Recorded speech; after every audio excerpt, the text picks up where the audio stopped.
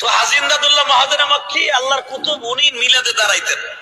তোনাকে একদিন জিজ্ঞেস করছেন, এক খাস মুরিদ, হুজুর আপনি মিলাদে দাঁড়ান কেন? আল্লাহর কুতুব বলতেন, আমি দাঁড়াই এই জন্য আসছি। হাজী ইমদাদুল্লাহ মহাজের মক্কি কেন মিলাদে দাঁড়াইতেন? উনি রসুলকে দেখতেন, উনি রসুলকে দেখতেন, রসুলকে দেখা প্রেমের টানে খাড়ায় যেতেন। থাকে না, তিনিও স্বীকার করেছেন হাজী ইমদাদুল্লাহ মুহাজ্জির মক্কি রহমাতুল্লাহ তিনি নবীজি মিলাদে ক্যাম্প করেছেন। বন্ধুরে, যেমন আমি আমার কথা বলি, আমি যদি মিলাদের মধ্যে ক্যাম্প না করি, দুরুদের পর যদি আমি নবীজিকে দাঁড়িয়ে সালাম না দিই, আমার ভালো লাগে না।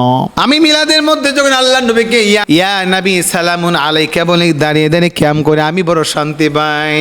আমার মন হয়ে আছে দেওয়ানা, দিল হয়ে আছে দেওয়ানা, মনে লয় উড়িয়া যাইতাম সোনার মদিনা, আমারে কিচ্ছু ভালো লাগে না, মন হয়ে আছে দেওয়ানা, মনে চাই উড়িয়া যাইতাম সোনার মদিনা।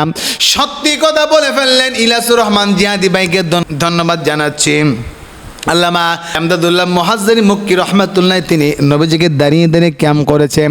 আমি বলবো, ওর ভাই, আপনি যদি আল্লাহ নবীকে দাঁড়িয়ে দাঁড়িয়ে ক্যাম্প না করতে চান, সম্মান না করতে চান, দুইটা পায়ে দুনে বলে বাধা দিবেন না।